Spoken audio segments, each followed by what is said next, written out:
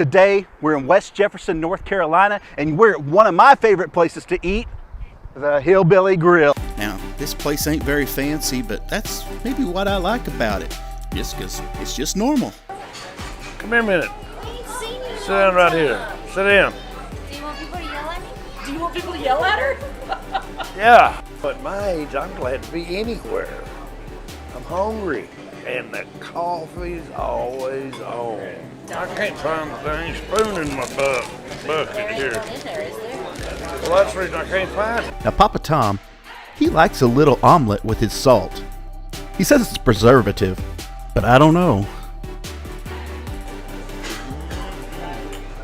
Well, look, does it look like a picture of me right there? Look at that thing. I impersonate an idiot pretty good, you know.